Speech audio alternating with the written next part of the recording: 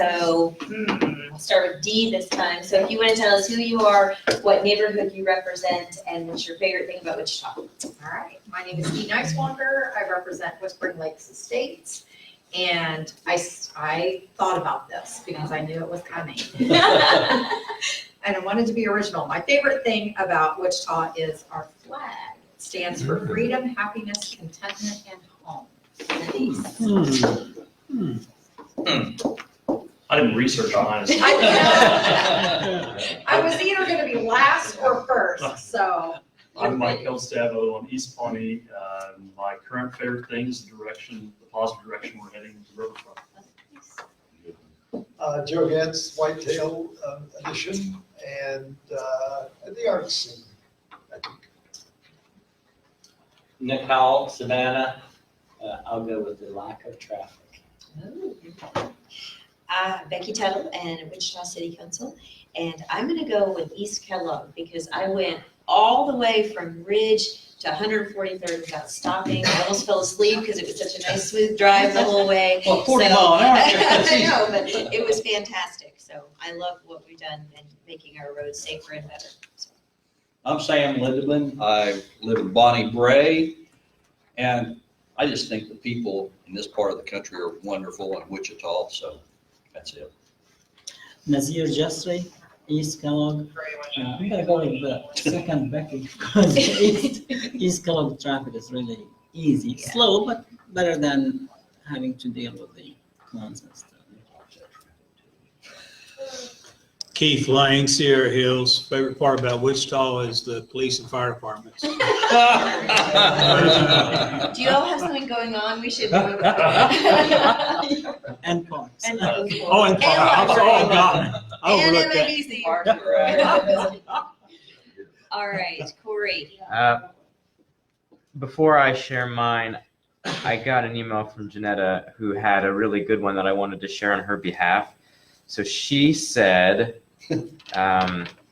what she really likes about Wichita is that she lost her wallet at Riverside Cafe. Someone found it, got on Facebook through a mutual friend, found her, contacted her, and gave her wallet back that had all of her money, IDs, credit cards, and everything in it.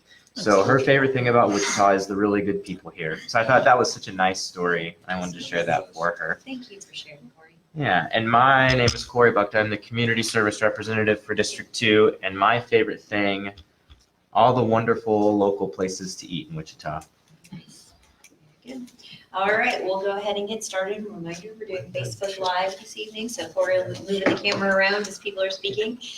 But the first thing we need to do is approval of minutes from January 14th, so entertain a motion. So moved. Thank you, a second. Okay, all those in favor? Aye. Anyone opposed? Fantastic. How about approval of the minutes from December 9th? You want to do it again? Yeah. Move it again? Okay. Second. Second, all those in favor say aye. Anyone opposed? Excellent. Okay.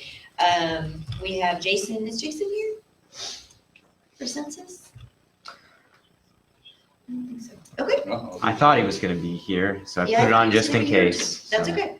Any off agenda items that anyone's here to speak about from that are on the agenda? All right. Okay. We're gonna keep on rolling. So any updates, issues, or reports or anything from district advisory board members? Anything you want to share? Okay, thank you very much. I would give you a quick update. I don't know if you remember PUD 12. It was the issue that we brought here a couple months ago and you all denied it. We were set to see it today on council and the developer pulled it. So they've indicated that they will probably bring it back, but they have to wait 6 months. So I'll keep you all updated, but for now, that's the project system. So, okay, we'll go. That's the venue? That was the entertainment venue and 37th and Woodlawn. Yep. So it was not on the agenda today as we anticipated. We'll start with fire department. You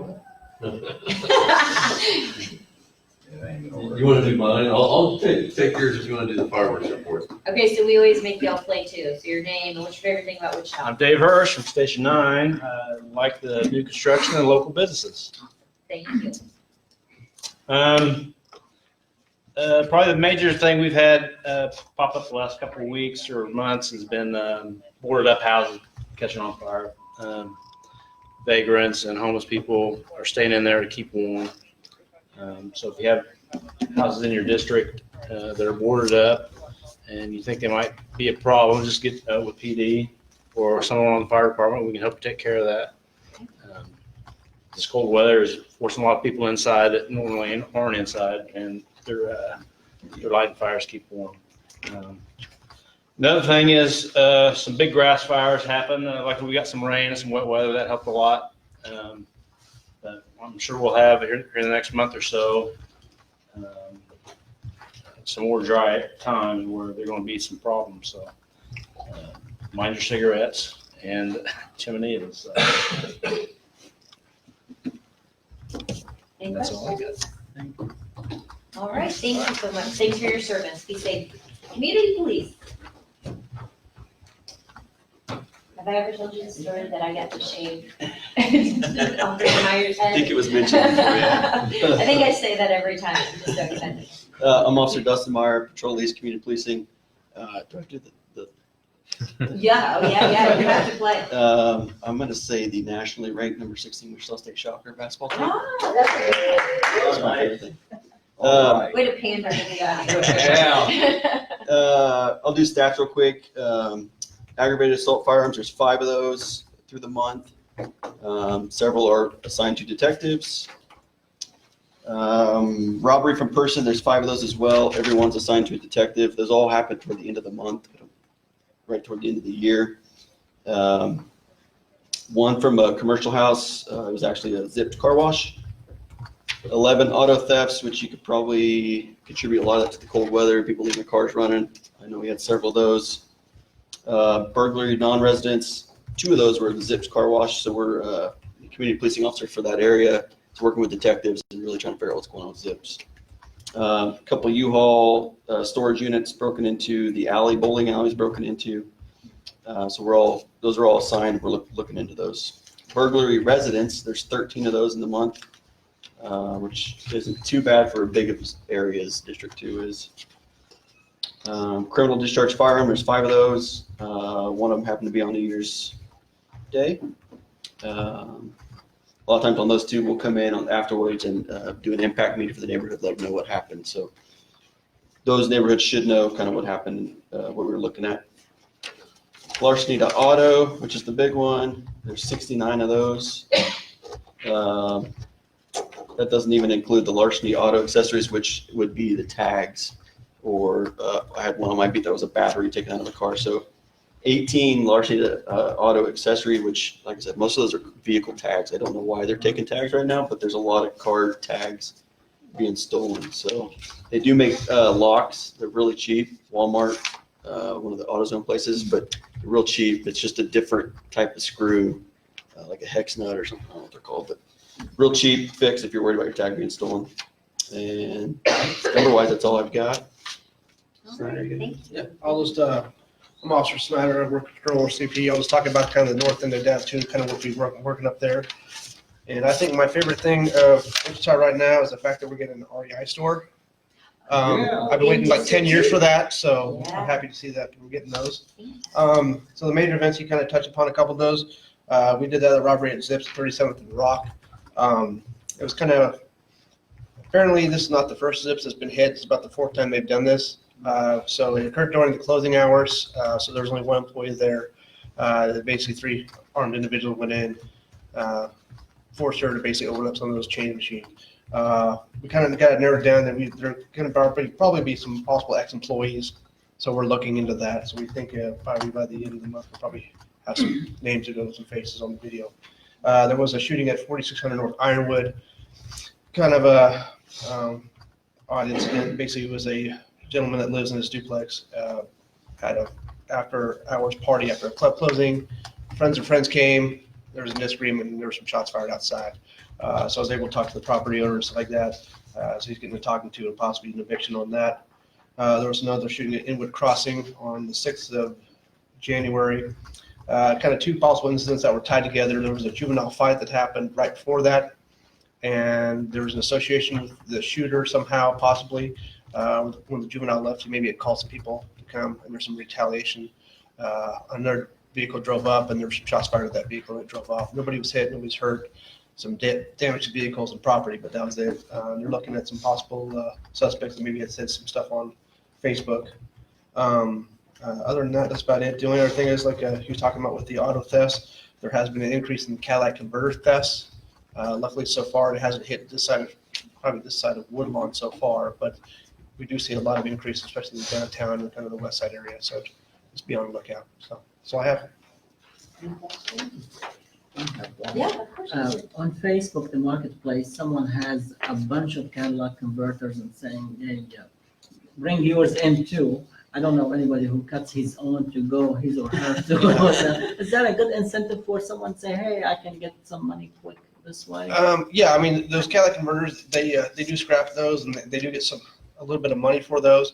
So that's why they're doing it. I don't know what all they're selling out of the metal wise, but there are some places that legitimately take them.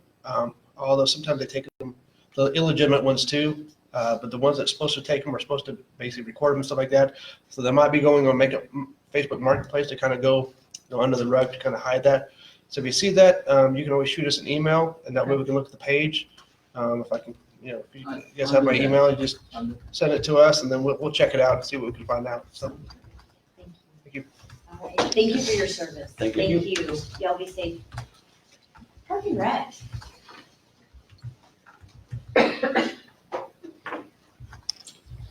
Hello, my name is John Sidwell. I am the program director at Boston Rec Center. And my favorite thing about Wichita is probably how diverse we are when it comes to entertainment, restaurants, the people that live here. So I just think we're pretty well diverse in a lot of areas. At Park and Rec, during the last month, we've been kind of transferring over information from one information system to our other upcoming. We've been currently using RecTrack. Civic Plus, but we're moving over to RecTrack, where we used to just run our own information system. Now we're tied with the library and with City Arts. And instead of us having our usual activity guide, we're going to have a combined guide called Evolve. So that will have all of our events and things that will be shared in one catalog. But that's set to go live February 1st. So everyone who's signed up for classes in the past are going to have to recreate accounts, all that fun stuff, when we get going live in the beginning of February. In December, we had our Night with Santa event at Century 2 Exhibition Hall and Convention. We had about 2,000 people. At our close-up meeting of our committee, we decided that we might look into another venue. So we're looking into possibly for the next year or so, down the road, trying to see if we can get moved to Introspect Arena, see if we can expand the event a little more, bring in people, vendors, so that way we can give more opportunities for people to be involved. Also during the month of December when kids are out, we kind of take care of the kids. My location, I have specialty camps. We have camps like our Junior Chef, we have Wonka Chocolate Factory, Video Game Live, Nerf Wars, and Messy Science. So as you can see, we kind of try to hit everything, to cooking, to messy science, to kids who just want to shoot Nerf guns all day. So, and then Edgemore, they run their Kids Connection camps. Also during the cold months, we try to set up times for people to come and walk in our centers. At my location at Boston, it's from 9 to noon, Monday through Thursday. So if you run across anyone looking for a place to kind of just get moving around, feel free to come and just walk around in the gym and and bring your grandkids with you, or if you need to. Or coming up on the 17th and 18th, weather permitting, we're looking to have our snow glow event at the Indian Center.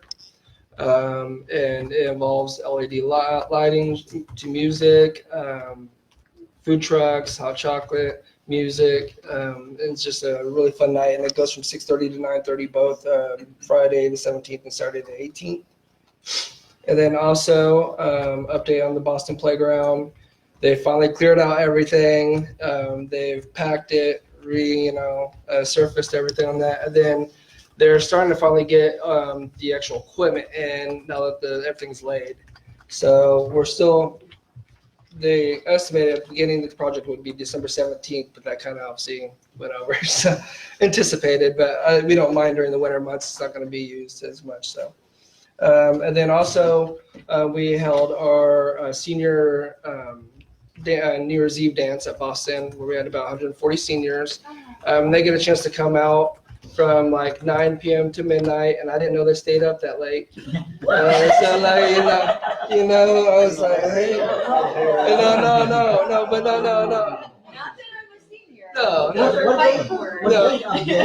I guess what I was most surprised was how much more energy they had than I did. I mean, That's a better way to so, phrase that.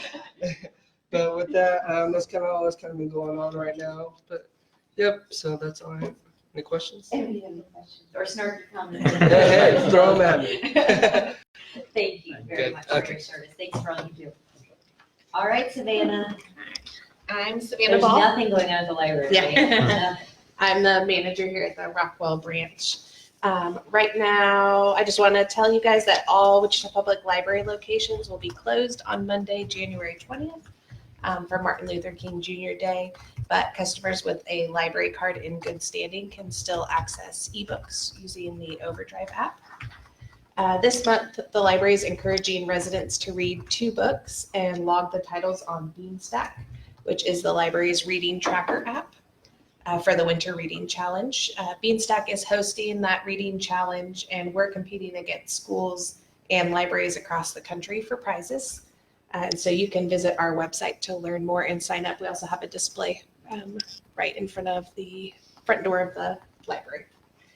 The 2020 Read ICT Reading Challenge categories were announced on December 29th. This is an annual reading challenge that we do in partnership with Suzanne Tobias from the Wichita Eagle. And it encourages adults to read 12 books from 12 different categories each year. There's more information about that challenge on our website also. And then we will be hosting the Academy Awards short films documentaries here at Rockwell. The annual film festival showcasing the short films that were nominated for an Academy Award. That's an annual program that we do since 1986. Wichita's one of the first cities that offer that outside of New York City and Los Angeles. So we bring all of the shorts to Wichita and show them for the public. Here at Rockwell on February 5th, we'll be showing the documentaries from 4 to 7:45 p.m. But there's an all-day screening at the Advanced Learning Library on February 1st and February 8th from 10 a.m. to 6 p.m. Any questions for me? We've been using Beanstack for the 1,000 books before kindergarten. Yes, yeah. School. Good. I have to look. Okay. Very cool. Thank you. Thank you, Savannah. Thanks for all you do. All right, the one, the only, Gary Jansen. So Gary, you have to tell us your favorite thing about Wichita. My favorite thing about Wichita is the fact that you can drive across this town, anywhere across this town, this is a fact, in 20 minutes or less, even if you have to drive through construction. Right? Yeah. You can get a speeding ticket on Kellogg during rush hour. You can do that too. So since we only come here once a quarter, I've got quite a bit of information. I'll try to be brief and efficient. What you're getting now, and I apologize I didn't get here sooner, is for a 2020 outsourced pavement preservation program, and I'll get to that here in just a little bit. I'm going to talk about our other capital projects first, and then I'll kind of wind down with that, along with what's still happening with the 2019 plan. So I'll start with East Kellogg. As I'm sure all of you are aware, we now have the freeway open. We had a dedication ceremony for that here about a month ago. It was kind of a good opportunity for the public to see there was a real milestone, because beyond that, we've got a lot of work left to do, but it's really going to make a big difference for the public. But to kind of get you up to speed on some other things that are going on, one of the challenges right now is this 40 mile an hour, and we hear from a lot of people about that. There's still work going on along the edges of the road, along the shoulders, for the safety of the workers and the public. We need to keep it at that. However, We hope to have that to 60 mile an hour by this summer. If everything stays the way it's going now and weather shouldn't impact us too much at this point, we should have back to 60 mile an hour by this summer. We'll begin doing landscaping work this spring around the Webb Road interchange. On all four corners of that intersection, we purchased a 50 by 50 square of right-of-way so that we could do some retaining wall and some really cool landscaping work. So even above and beyond what you've seen with the aesthetics with the walls and the handrails, when you're up on top of the intersection, there's going to be some really nice landscaping around. So there's still a lot to come. Right now, if you're on the frontage road at Zelta, you can actually make that connection now over to 127th Street. That will be a two-way road between 127th and Zelta, and we expect to have that. It's eastbound only right now. We expect to have that open to westbound also by this summer. We've got still some work to do under Zelta that's going to take a little while. The U-turn under the bridge at Greenwich for westbound Kellogg to go back to eastbound is still being worked on. That'll be open this spring. And then the big parts of the project yet are the connections to the KTA at the east end between Kellogg. So eastbound Kellogg to northbound KTA and southbound KTA to westbound Kellogg are the primary movements we've still got to get built, and those will be done by the end of 2020, which is well over a year ahead of time, just like getting the freeway open to traffic. One of the things that and I don't know if you've got that to bring up, Corey, what I said. Yeah, on your remote there, I think it's off, but turn it on the side. If you haven't had a chance to get out and see our lighting and our project artist, our lighting contractor just got done doing programming work for the LED lights that we have on the Kellogg and Webb Bridge. So this is just one example. If you kind of put those two together, obviously as American flag, I didn't know they were capable of doing something like this when we said, hey, we want to put LED lights on the bridge. There are 4 different seasons. In each season, there's a 9-color palette of different colors. This changes every 20 seconds during that particular season. At the holidays, there's additional palettes. 4th of July, Christmas, there's going to be another one. So if you haven't been out to see this, I recommend you get out to see it. It's really cool. You might have seen it last week while we were doing some testing. This same thing will be done at Greenwich and Zelta also. We're working on that and should have those up here in the next couple months. So if you've also seen on the Greenwich and Zelta bridges, it has the cut steel along the side, really cool design, and it's lit behind that, so that'll be an added aesthetic feature. So the walls look cool. It really adds to it, I think, with this lighting on the walls. And so we've heard a lot from the public already.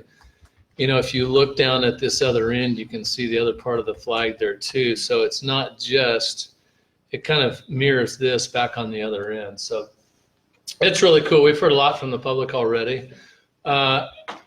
In the grand scheme of things, when we look at what we allocating funds for aesthetic enhancements, this is relatively cost effective to do something like this, and boy, it really adds a lot. So we're pretty proud of this and glad to see this. So. Yes, I've heard about that already, about ones coming over there. So good point. Anyway, things are going really well. We're still ahead of schedule and looking really good on East Kellogg. Moving on from there, we had talked before about Stryker Multi-Sport Complex.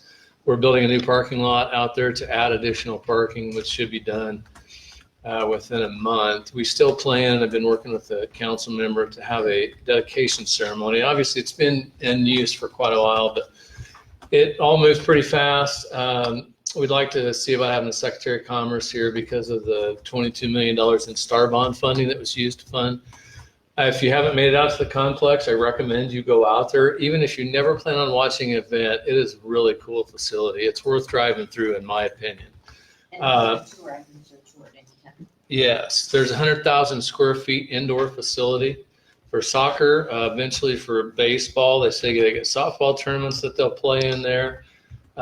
Cape and Mount Carmel had all their high school football games, home games at the stadium this year. So it's getting a lot of use. It's being recognized statewide. I think the High School Athletic Association is moving all of their state soccer tournaments to the facility. It's getting a lot of attention, and talking to the operator, especially along the soccer, folks in Kansas City and Oklahoma City wanting to meet in the middle and having big regional tournaments. So it's been a real success for us and a great project.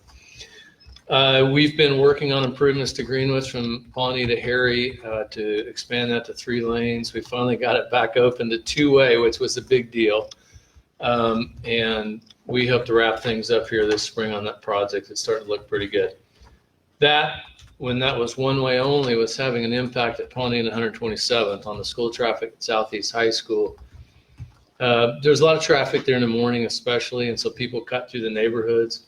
We've been watching traffic since Greenwich opened back up, and it seems to be getting better. And we've heard the same from some people in the neighborhood, so it ought to help going forward. We talked before about improvements to the Redbud path from K96 to 159th Street East. That project is now under construction. We started last week, mostly clearing trees and things now. We're working very closely with the neighborhood. They've had some concerns about how we're going to go about clearing out trees. They wanted to keep a natural look, and we got to get in there and do some work. So we've been staying really in contact with them and trying to find somewhere to meet in the middle. East of 159th Street, Andover had a project to build a path there, and they just went in and clear cut a wide swath, which I'm not picking on Andover. They can do what they want. It worked for them. That is not what's desired here, so we're going to try to do everything we can to limit that. But that'll put in a multi-use path, again, from K96 to 159th. It'll connect to the K96 path. It'll connect to the Andover path. We typically build concrete paths full width. In working with the neighborhood, they had a desire to not have all concrete because a lot of people run in the area and didn't want to run on the concrete. So we're building a 14-foot wide path. It's 9 feet of concrete and 5 feet of gravel, improved gravel, not just a rock parking lot, but something that you can actually run on. So this is a first for us. We're kind of excited to see how this works going forward. So that work will finish by the end of the year, but we've got a long way to go. Before I talk about pavement preservation, I had a few more things to mention.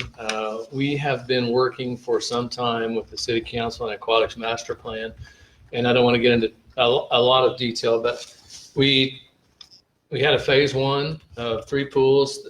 Overall, the plan is 6 pools and 6 splash pads across the city. We had a phase 1 of 3 pools and 3 splash pads. We opened bids, and the cost came in considerably higher than we were hoping for. One of the reasons is we tried to create a schedule to have them done by May, and it just wasn't practical. By the time we got to the point, especially working on design of aesthetic enhancements, because we really want these to be a showcase facilities, we lost some time. And so when we started looking at bidding, that the schedule became a big factor, and it drove cost up, and there wasn't as much competition in bidding. We have taken a step back. We're now meeting with council members to look at potential changes that don't sacrifice too much, but may give us the opportunity to still move forward. Having more time now is going to help because our focus is to have all 12 facilities ready for the 2021 season. So we're moving forward. Our city manager's meeting with the council members this week. If we can come to a consensus that on maybe somewhat of a revised plan, we'll be ready to start the process again to open bids, try to get contractors on board and move forward. So we're pushing as hard as we can on that, and we're excited to get that going. That's going to do a lot for all the way across the community. We had talked before about possible improvements. I mentioned Southeast High School in Pawnee and 127th Street East. Our capital improvement program includes funding here in 2 or 3 years to make improvements to that intersection. We've talked previously about building a roundabout. In fact, we talked to this board about it. And spending some time with the adjacent property owners who do a lot of development in this community, we have decided to sit on that for now. I still believe that a roundabout is ideal for that intersection. and it would help with traffic right now. They have some concerns about long-term viability of that type of facility at that intersection, depending on what happens. If you get a big anchor tenant, a big box, there's concern that that development won't happen because simply they don't want a roundabout. That's not typically how we try to make decisions on our transportation facilities, but it's something that we need to consider and ultimately that the city council will look at. So we've got some time. We told them we would kind of sit on what we were doing, and we're going to reevaluate at the end of the school year, see how things are coming for them, if they've had anybody looking at properties, talk to the school and see. There's not a dire situation there right now. There's not a big amount of crashes, and people I think have figured it out, but we can make improvements, and it's only going to get more congested over time. So we'll keep a close eye on that as we try to move forward. We have another project under design to improve Pawnee from Webb to Greenwich. That has federal funding and will be under construction in 2022. And the only last thing I wanted to mention before we get to the pavement preservation is we had previously talked about sewer improvements northeast of the intersection of Central and Webb, kind of in an undeveloped area. Had a pretty good discussion with the board and the property owners. We finally have the easements in hand and we're ready to go to construction here in the next month. So that's good that we're moving forward on that project. I'm super happy that the residents in that area are super happy. They've reached out several times. Good. So in our capital improvement program, every year we have approximately right now $10 million dedicated to pavement restoration and maintenance, pavement preservation, and we call it residential streets in the CIP. That gradually is increasing. The city council has looked at that as a priority going forward. And by the time we get to the end of the current 10-year CIP, it's almost $14 million a year. So I think the council has done a great job of recognizing that those additional resources go a long way. So we have you've probably heard me or others talk about it before. We've got a 40-year pavement maintenance model. We've evaluated the condition of every single street segment in this city at one point in time, and we keep that up to date. There's 5,100 lane miles of roads within the city. And that model has served us well to help us maximize the return on our investment.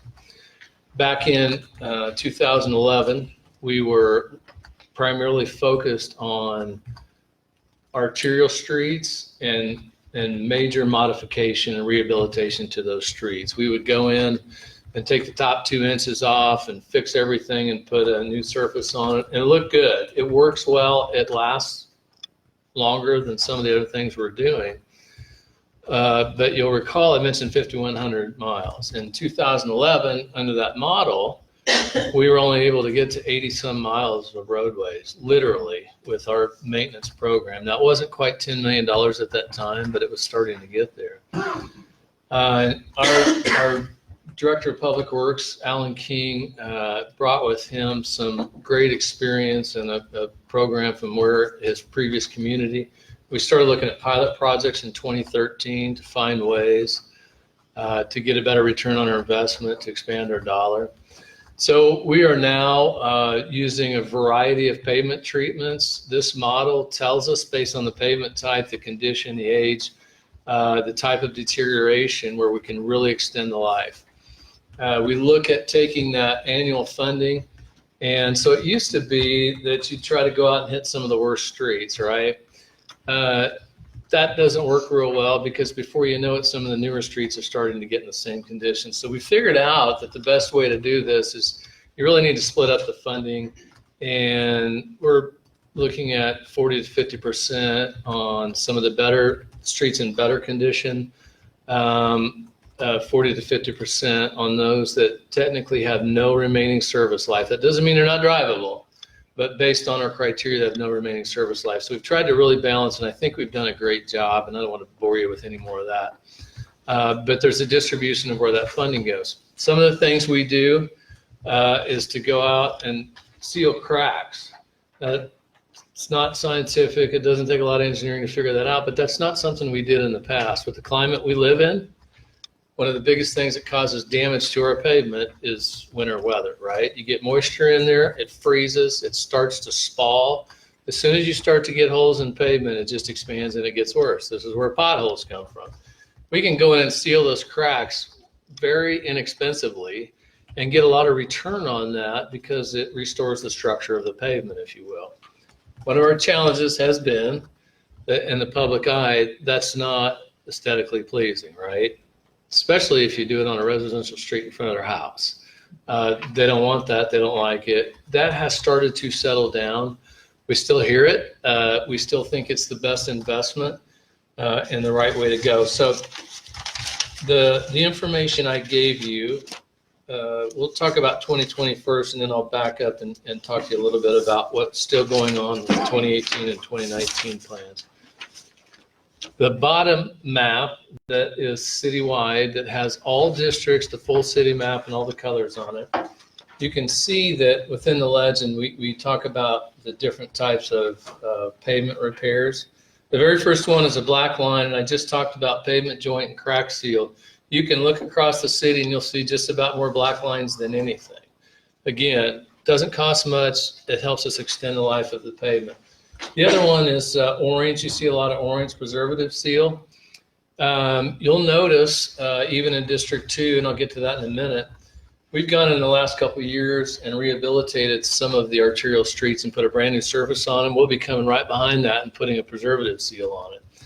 If we could go out overnight and replace all of our streets in town, the very thing we would do next week is start to do maintenance on them and keep them at that higher level as long as we can. So we're slowly trying to gain on bringing the bottom ones up and keeping the top ones as high as we can. I think we're doing a great job with that. One thing I want to mention, this has become a council desire and basically a policy. We've got 6 council districts. We used to, not long ago, with the funding that was available each year, just divided it by 6 and spend the same amount of money in each district. So it still ends up being pretty close, but what the model does now is it looks at the percentage of the road network within each district. So in District 2 has 18% of the total paved network, and our cost model for 2020 is exactly 18% of what's allocated. So it's relatively close. You know, if you had 6 districts, that's 15.5% apiece. It still ends up close to there, but we're doing it based on street network. District 1 is 17.7% of the network, 17.8% of the funding. We let our model dictate what's the best thing to do. So let me talk to you then about District 2 in particular, the bigger map. All of these are available online on the city's website. It's an interactive map as far as you can go in and to your address, and you'll see if there's work going on out front. So I won't go through every single detail on every single street. If you have any questions, I'm happy to answer them even now or after. But I'll talk a little bit about, we've got microsurfacing of residential streets. That is the purple blobs that you see south of Kellogg between Rock and Webb, north of 21st, west of Webb, and then up in the northwest part of the district. And you've seen us do that before. We go in and patch it and we come back and put a new surface on it. One of the areas we focused on more, you heard me talk about 2011, and that we went in and did this extensive rehab of streets. And I didn't finish that story, so I mentioned that we only got to 80 miles. By 2016, based on the pilot projects and the different types, we got to over 800 miles, which is 10 times what we had previously done. Now, I'll grant you, going in and crack sealing and doing a preservative seal doesn't get you the same results as milling off 2 inches and putting a new surface on. We recognize that. But if you look at the life cycle costs and the overall, we are gaining tenfold easily by doing what we're doing now. And you know, you have to come back more often on these streets where you do a less invasive treatment, but long-term it's gonna work for us really well. You can see that there's a crack sealing on some of the major streets like Greenwich from 13th to 29th, down on Webb Road from Harry to Pawnee. I would mention especially the blue lines, and then I'll come back to 2019, some we're getting ready to do. The blue lines are what we call ultra thin surfacing. That's a new asphalt pavement. And in 2020, those will be on Rock Road from K96 to 45th, Webb from K96 to 37th, and 29th from Rock to Webb. That will go in and patch first, which people don't like to see because it doesn't look very good, but we'll come behind and put a brand new surface. It'll look like a brand new road when we're done. We've done that in other parts of, especially District 1, and we've got some streets we're getting ready to finish in District 2, which I'll get to in a minute. We've got some preservative seal, and including what I gave you was the list of streets, because it's hard to tell on that map. So that list that's got the brown rows on it, it's got the lists that go with that. Anyway, I'm happy to answer other questions. I don't want to go into any more detail on that, but we've got a lot of work coming. So backing up then, we've still got work to finish from the 2019 program. There's some residential streets we had for slurry sealing or microsurfacing in 2019. That work will start in March. You probably saw on Webb Road from 13th to 21st that we went in and did some patching. The one that's been patched so many times you can't tell what's been patched anymore. We got that patching work done. Certainly doesn't look ideal right now, but we're expecting the asphalt overlay to come in the second quarter of 2020. So it's coming soon. We're finally going to have a new surface out there. Currently on 13th Street from Rock to K96, they're working on the patching right now. We'll follow up with that new surfacing. Central from Webb to Beach, where the tunnel's at, they'll start that work in February, and then Central from Greenwich to 127th will also start in February. So those are in addition to what's on the map I gave you, because they're 2019 projects we weren't able to get to just yet. Other than that, I think I'm done, and I'm happy to answer any questions. Yeah, what do you do in your spare time? I come to these meetings. He answers all my questions, seriously. Poor man, pray for Gary. Yeah. Well, I have a really good staff and some great, we have 19 engineers on staff and 80 other people that do a lot of highly technical work every day, so. I can tell you unequivocally, unless it's something big like baseball stadium or Century 2, the #1 calls, emails I get are about public works issues, especially roads, and Gary answers all of my questions so well. So thank you for all you do. Thank you. On the Red Bud Trail, just east of 96 there, early last week, are they taking that bridge out in there? Do you know what I'm talking about? So there's probably 8 bridges in there, and I think almost every single one of them is getting replaced. One time they served the railroad, obviously. One of the challenges is they're narrow. So in trying to get a 14-foot path, handrail and everything, and even though this is a good question because we've been asked about our methodology and how we went about this. Those bridges are getting old. They haven't carried trains for a long time. And if they were to try to put a train back on them, they would have to make some considerable structural upgrades. Even just to widen them, lengthen them, we would have to go in and rehabilitate those significantly. And we did a cost analysis and looked that it was cheaper to replace them, the majority of them. That's one of the biggest things that will impact tree removal. And the item I mentioned that we're trying to get equipment in there becomes a real big challenge just to get to those bridges. So Appreciate the update on all those.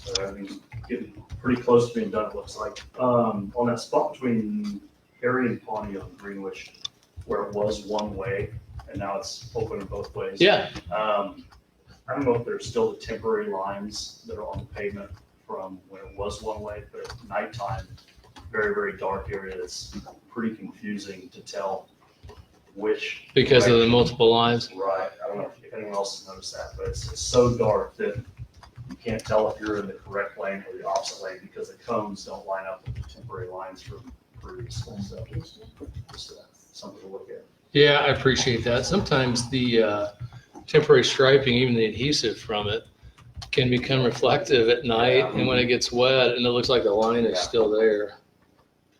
it's gotten busy too with that being the main road to Walmart and Lowe's now.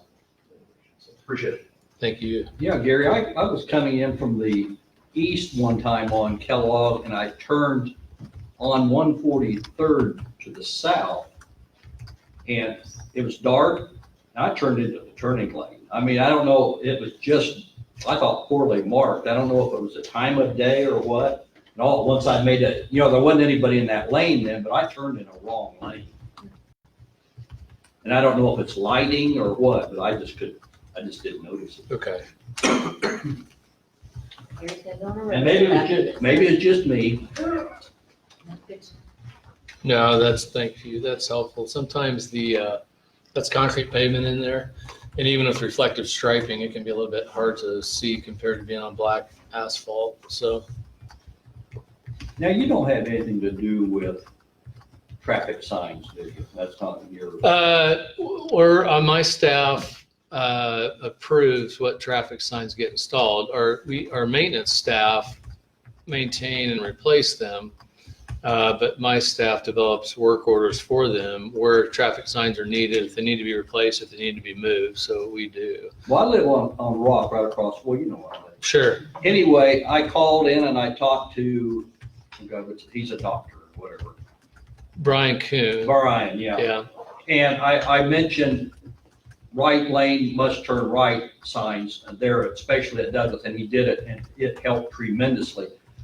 But I noticed even past 21st Street, they get in that lane and it's a racer to get into the front of traffic. Sometimes it gets pretty dangerous. And I think, You mean as far as them trying to still go straight through? well, you know, you've got Tallgrass, Right. that shopping center there. These people get in that lane and then they're rushing because that lane coincides. I think that would be a good sign to have in there. Right lane must turn right. I think it would save some. I don't know. I've seen it happen several times. People get in a hurry. I appreciate that. We'll look at that. Thank you. I don't drive out there because there's too much traffic. So I don't see it, but we'll find out. Yeah. Thank you, Gary. Thank you. Appreciate all you do. Thank you so much. All right, so Deputy Chief Bethis, I'm going to talk to you about fireworks. It's hard to believe that it's time to start thinking about it. I haven't stopped. What's your favorite thing about Wichita? Not fireworks. Fair. Would it be wrong for me to say the west side, being where I'm at? Actually, somebody already said it, the diversity of the restaurants. I'd love if I could get whatever I want, just actually a few miles away from City Hall. Okay, so tonight I'm going to talk a little bit about fireworks and what we did last year, and then also a little bit of a survey that we did to get some public input. And the whole point of this is to get public input so that we can present something to the council moving forward for 2020. So in 2019, we had 18 calls that were related to fireworks that crews went to, meaning fires or fire-related type calls. As it says, 3 of them were structure fires, 2 were non-structure fires. They cost about $64,000 in loss. We had 51 injuries reported to area medical facilities. I'll point out, we can't get into details. We just know 51 people reported. Some of those might have been from Hayesville or Mays. We just know they came to the local facilities for the injuries. And we'll have some charts to sort of compare this to other years. And we had a little bit over 1,100 complaints called in to 911 to the non-emergency line from July 1 through 6 in the city. And during our enforcement efforts, we wrote 59 citations. So we look at some of the charts to compare this from previous years. We go back 5 years here, and you can see that our loss is consistent, a little consistent over the last 2 years. I will mention that most of those fire structure losses are actually due to inappropriate disposal of the fireworks. Basically, they get done shooting them and they put them in their trash can, put them in their garage, there's been some cases, or next to their garage or their shed. And even though it was fireworks, it could be similar to ones we've had recently where people empty their fireplace ashes or their barbecue ashes and put them in. It's very similar. And it doesn't matter what it is, legal or illegal fireworks. Actually, the legal fireworks are almost worse because the cones and stuff like that from the fountains. There are a lot of paper and cardboard, and they'll continue to smolder. So that just shows some numbers. I will remind you, though, that the 2018 number does not include the fire that we had way up northeast because it was after the reporting period. It was a $400,000 loss, but it was because of bottle rockets, which are illegal in the entire state. What happened in 2016? Or 2016? I think we had, I'd have to look back, but I'm pretty sure that's when we had blessed rain. Oh, okay. Let's say that's I am very happy when it rains around the 4th of July. Yeah. That's some of my best times as a fire investigator is when it's pouring rain. I'm just driving around on the 4th of July. So. Okay, so injury report, you can see that actually we had the same number in 19 as we did in 18. The range, though, we will see that the men were doing a lot more, getting a lot more ouchies in 2019 than the women were. We have additional information that shows what items were the #1 cause of fireworks injuries. Consistently, mortars and mortars or artillery shells are the #1 cause. Sparklers are always in the top 3, it seems like. The complaint calls, we look at that number, you can see that we had a little bit of a drop. One thing I'll point out, though, the asterisk is that in 2019, dispatch was able to separate Sedgwick County calls and City of Wichita calls. But I'll tell you from previous experience, that's probably not more than 100 or 150 calls. So they did drop just a little bit over that time period. And you look at that big jump from 17 to 18, well, that's when we changed the ordinance. And so there was a lot more of my lovely face on the media and everything else that we were doing in front of council and everything else trying to pump it up. And those 1,100 calls, those could be, one person could be making 50 of those calls. There's no way to tell how those are spread out. So on the enforcement, this year we did it just a little different, still working with our buddies in the police department, going out on the 3rd and the 4th. We identified, and we'll see some images on this, 7 hotspots throughout the city. And so we built 7 teams with 2 police officers and 1 firefighter on each team. The point of that was in the previous year, we had people assaulted and we had officers out in trouble when we had 1 officer and 1 firefighter, and we had a really hard time staffing the teams. This worked out a lot better for officer safety. We didn't have any issues with that. It worked out pretty well. We had some other complications that probably led to the fact that we had 59 citations compared to the over like 138 last year, because they were being pretty responsive to complaints. And so during their time out there, they checked on 79 complaints and made 159 self-initiated contact. The problem with that is there were times where they would drive several miles from their hotspot to follow up on a complaint. And so that's the time they're not writing citations, but they're making citizen contact. One thing I don't think I included in this, but one thing PD changed this last year is they had a sergeant assigned to our group, and it made all the difference in the world. Because I'm a deputy chief of the fire department, and they give me a lot of respect, but I don't speak their language, even though I've been an arson investigator for 20 years. When the sergeant is talking to them and they start doing that stuff, it moves a lot smoother. It worked really nice. Just showing the citation situation. Once again, when we changed, we added the money so we could do the enforcement in 2018 is when we had the peak in tickets. I'll say 2016, my captain of fire investigation unit was able to get out and write tickets between fires, but in 2017 he was unable to. So this is the heat map I mentioned about the call density from 2018. So based on that, we selected like 7 different areas that sort of stand out here. And then we did the west side because I have to protect my neighborhood too. And this is data from 2018 showing where the citations were issued throughout the city.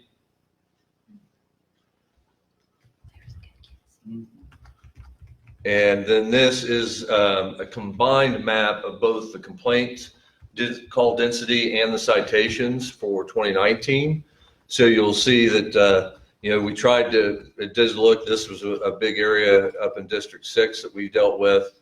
And there were some things over here, and a lot of these, and like this area here, we hit quite a bit trying to get into there, trying to get into the neighborhoods.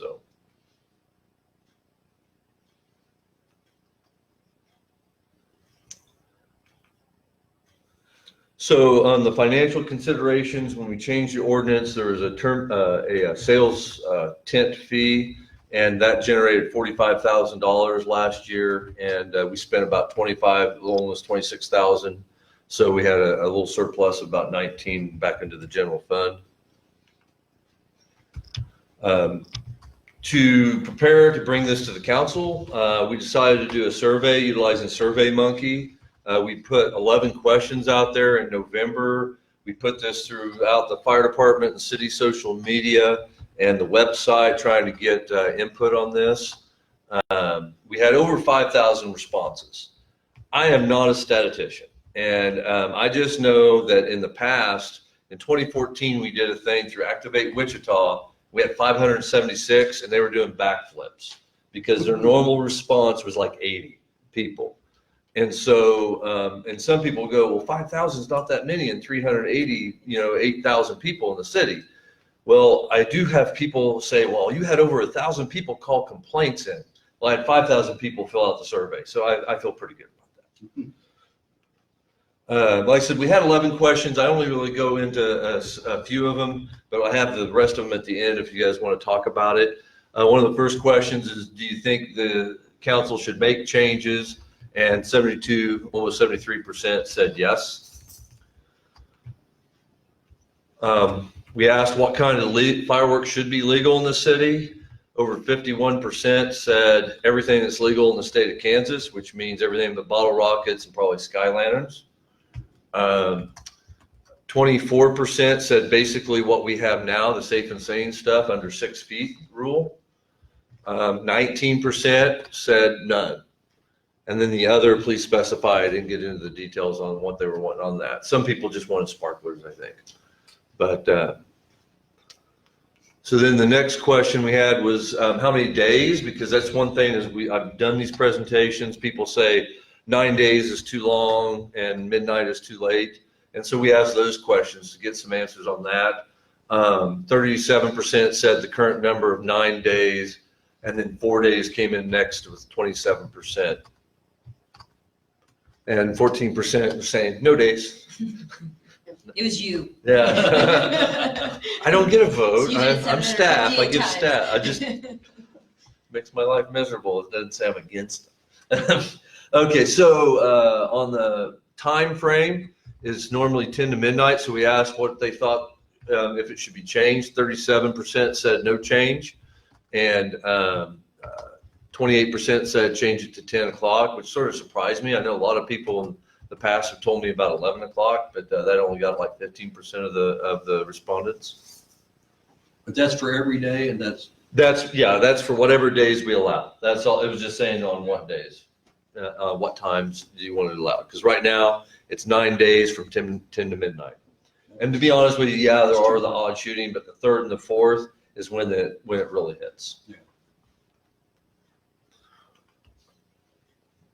And I asked this question as I was going through survey school. There were some different kinds of questions I was supposed to ask, and this is one of them about the ordinance impact on your personal use. And 39% said they don't use them. 32% said they only use legal, and a good percentage there, I think 21% said, no, that doesn't affect my use of illegal fireworks. Do whatever I can to blow up. You can't, what is that? My God-given right to blow stuff up. That's what I've been told. So, and we also asked them how they felt illegal fireworks use compared this year to past year, and a majority of people thought it was about the same. It was 59% thought it was about the same. And I'll tell you that anecdotally, from the phone calls from some of our very targeted complaint areas, we've had people said, hey, it seems a lot better, but it's still pretty bad on the 4th. Something that I think you all know, but I'll recap, obviously one of our big issues is the fact that it doesn't, whatever we do in the city of Wichita people can, in some places, walk literally across the street from their house and be in the city of Mays and buy whatever they want and go back to their yard. And in some cases, I honestly think they don't realize that because as far as they know, everything around them is a city, or they're in Mays, even though they pay city taxes. And so in summary, about 72% felt changes should be made. 51% thought that all fireworks legal in the state should be legal in the city, while 24% wanted to keep it what it is, and 19% wanted to ban everything.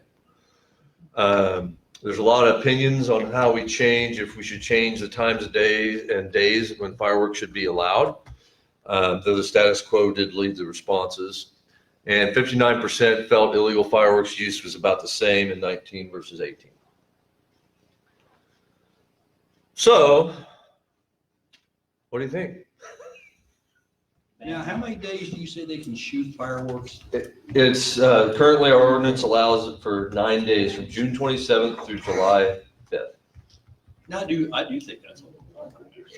And the reason why it is 9 days, and that is mirrored by several of our surrounding places, not all of them. Some of them have shorter time frames, but the state only allows sales in that window. So that's the maximum window there is, and that's what's been allowed in many jurisdictions. And that's why it's been probably adopted in ours. Yes, sir. This is strictly a single anecdote, but my neighborhood was the one that may have been at 2017 when I think a bottle rocket landed on a house at midnight. And if the dog hadn't awakened the owner, we'd have probably lost the owner as well. The house burned to ground. Yeah, she was actually still awake. I was at that fire. I interviewed her. Yeah, she was like. And my thought was, if you put it at 10, you're more likely to have people maybe somewhat allergic if their place gets hit than if they might be at midnight. I don't know. Yeah, That's and one data point. yeah, and you know the thing is that most of the problems we have really come down to people being inconsiderate, whether it's about when they're shooting them off and what they're doing when they're done shooting them off, picking up the trash. I would venture to say a huge majority of our complaint calls would go away if people were just considerate neighbors, but that doesn't happen. And so even though we might set it at 10, the one thing that would benefit is when they break it, it's much easier to write them a ticket. The same PD will tell you, at least the ones that I've had on these teams, it's sort of bad when you're going to these neighborhood parties and you're doing all this stuff. But yeah, they're illegal fireworks. But once it's after midnight, that's a hard line in the sand. So let's say it is 10, makes it a lot easier to say after 10 o'clock, people may still shoot them off, but it makes it a lot easier. Whatever it is, it's illegal. It doesn't matter if it's fountains or whatever, because when I'm not busy administering all this stuff and I was out trying to track people down based on complaint calls, I would go to neighborhoods that they said they'd been shooting illegal fireworks off for the last hour, and I watched for 20 minutes and all they were shooting were illegal fireworks. And then that spent all that time doing that. So, but the time frame does make it a lot easier. Anything else? Thank you. Any comments or questions can be sent to us at Wichita Fire at wichita.gov, and that way we have one more dab to go to here in February. Missed one of the dabs, and then once we get that done, hopefully we'll bring all this to a workshop to the council. See that to look forward to. Yeah, that would be great. Thank you for all your hard work. We really appreciate it. Thank No problem. Thank Very you. interesting. Who here did the survey? Anybody did the survey? I did it. Oh, Kathy did it. Kathy did it? Kathy? Fantastic.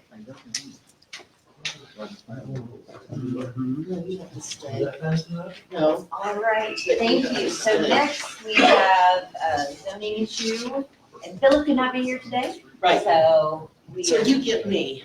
Yay, we're lucky to have you. Well, that could be debatable. Kathy Morgan, Planning Department, and I found out something wonderful today. Okay. The U.S. Olympic women's volleyball team is going to be playing in Koch Arena June 9th through 11th. 3 countries, well, it'll be the U.S., Japan, Turkey, and Belgium.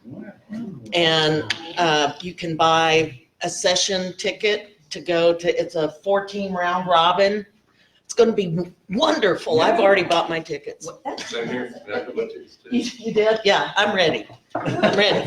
Great. And then the b-ball tournament, that they had last year that was so much fun.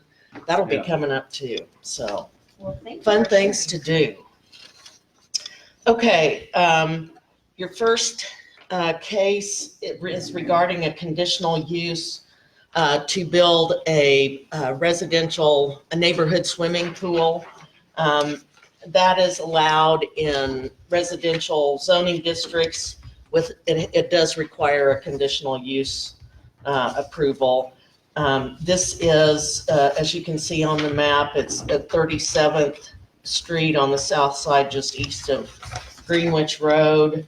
They had to do, the recommendation is to approve the request based on the approval of the vacation of language in the platter's text, because you can't adjust administratively adjust platted setbacks. They have to be vacated. And so that's one of the conditions. A covenant will be placed with the homeowners association, binding the lot 1 in block A with reserve G, where this swimming pool is going to be in the Brookfield addition. They've submitted a site plan, and the development of the swimming pool has to be in conformance with that approved site plan. The usual stuff, they have to comply with and operate in compliance with all federal, state, and local rules. This is a typical thing that neighborhoods do to provide activity in the subdivision. So staff is recommending approval of this item, and it will be heard at the January 23rd Planning Commission meeting. We have the 2 city pools in District 2, and part of the reason is because we have so many of these. I know it doesn't cover everyone, but this gives people an opportunity. And Phil is here with Baughman if you have any questions for the agent. Any questions for Kevin? Only question I have, is there anybody that's griping about this? No, it's just a zoning, it's a zoning code requirement No. is all it is. Anybody from the community here to speak on this issue? Is there gonna be parking there, I mean, that's. There will be some parking. That's the main entrance, you can come right in.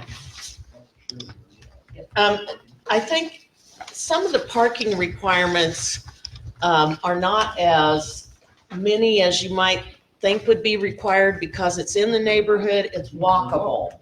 So that the parking requirement reflects that walkability in the neighborhood. No, it's up to the neighborhood, but, it's actually pretty much in the northwest corner of the neighborhood. That whole area there is the development, but it's up to them. There are, I'd just be concerned about that. It looks like the main turn in off 7. If you got people parking right on the street there, if it's allowed, I don't know. Could be creating a little bit of that, but otherwise.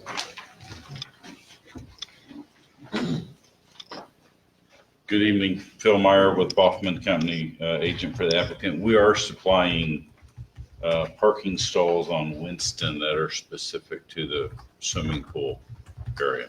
Okay. And those meet the requirements necessary for a neighborhood swimming pool. They're parking requirements in code. Great question. Motion to approve. Second. All in favor, say aye. Aye. Any opposed? Fantastic.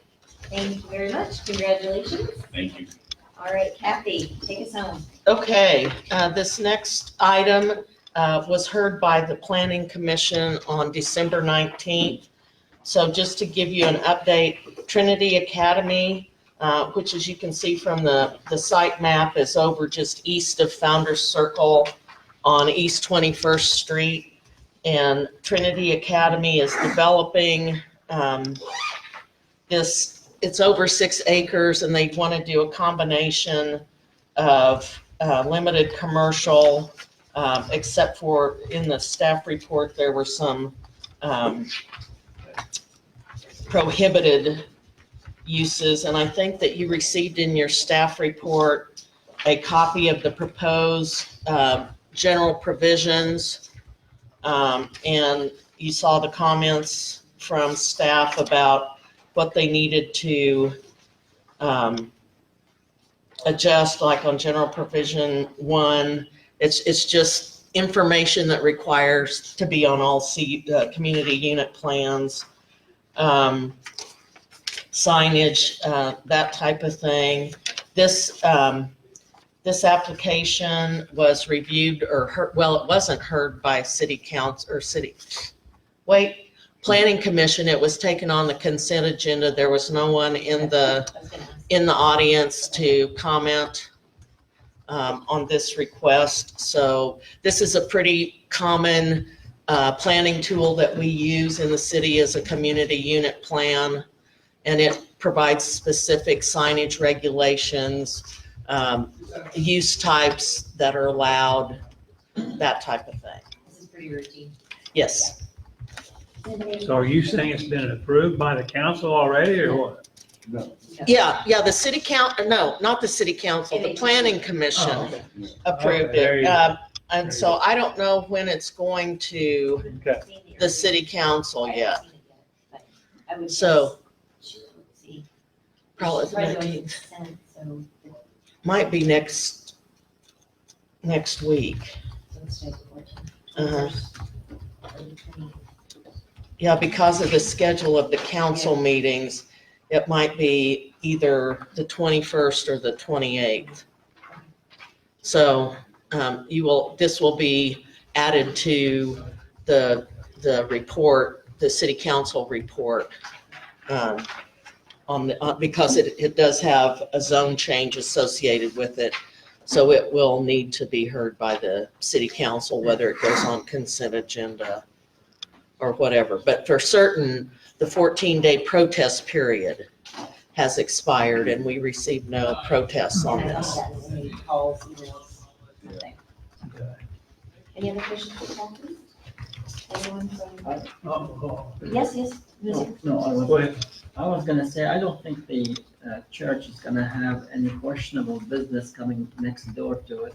I'd like to make a motion to just approve. Second.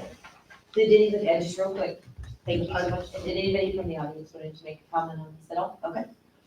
There's one question before you do. I assume I didn't answer this, but this will be commercial property. It's gonna be a mix. They plan on commercial, the way I understand it is they are going to have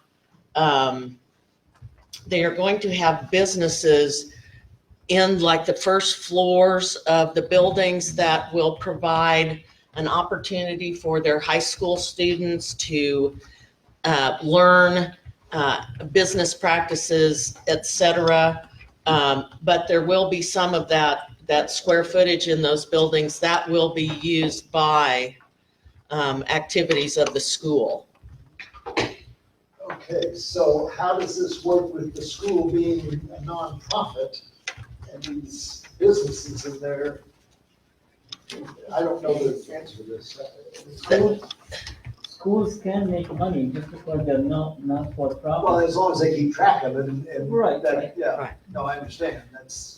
I just don't want, I would not like to see commercial property sneaking in under a nonprofit exemption on taxes. Well, that really has to be determined by the Sedgwick County appraisers.